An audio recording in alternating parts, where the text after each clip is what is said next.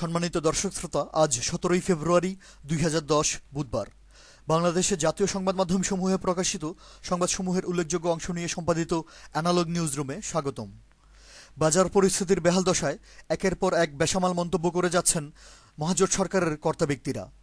দ্রব্যমূল্যের অস্বাভাবিক ঊর্ধ্বগতির জন্য কখনো তারা দায়ী করছেন ব্যবসায়ীদের, কখনো বা সংবাদ মাধ্যমগুলোকে।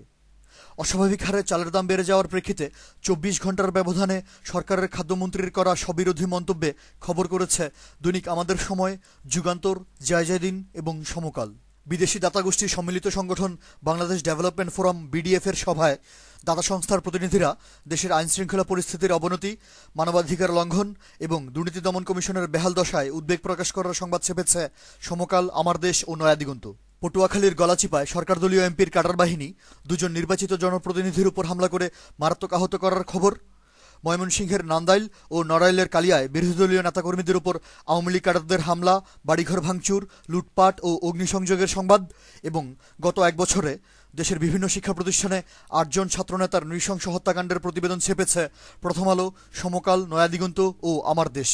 কুষ্টিয়া সরকারি কলেজে আওয়ামী ছাত্রলীগের হাতে সাংবাদিক নির্যাতন ও দুই পক্ষের সহিংসতার পর ছাত্রলীগের কার্যক্রম বন্ধ ঘোষণা করার সংবাদ। ছাত্রলীগ ক্যাডাররা ঢাকা বিশ্ববিদ্যালয়ের একজন সাংবাদিক ও মানবাধিকার কর্মীকে প্রাণনাশের হুমকি দেওয়ার খবর। এবং জামালপুরের দেওয়ানগঞ্জে ছাত্রলীগ নেতাকর্মীরা একজন মাদ্রাসা শিক্ষককে লাঞ্ছিত করার সংবাদ ছেপেছে আমার দেশ, নয়াদিগন্ত ও জয়দিন। পর্যটন নগরী কক্সবাজারে সরকারি দলের নেতাকর্মীদের বেপরোয়া ভূমিদস্যুতার খবর। আওয়ামী লীগ নেতা ও রাজশাহীর মেয়র রাজনৈতিক প্রতিপক্ষ দমনে আবারও লগি বৈঠা প্রয়োগের হুমকি দেওয়ার সংবাদ। এবং সীমান্ত জেলা যশোরে ক্ষমতাসীন দলের দুই গ্রুপের আধিপত্য বিস্তারের সংঘাতে গোলাগুলি ও বোমাবাজির খবর ছেপেছে নয়াদিগন্ত, আমার দেশ ও সমকাল।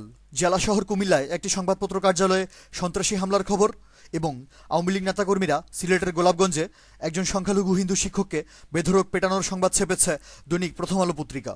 রাজধানী ঢাকাসহ দেশব্যাপী চরম মানবাধিকার লঙ্ঘন ও নাজুক আইনশৃঙ্খলা পরিস্থিতিতে ভিন্ন ভিন্ন প্রতিবেদন ছেপেছে আমার দেশ ও মানবজমিন।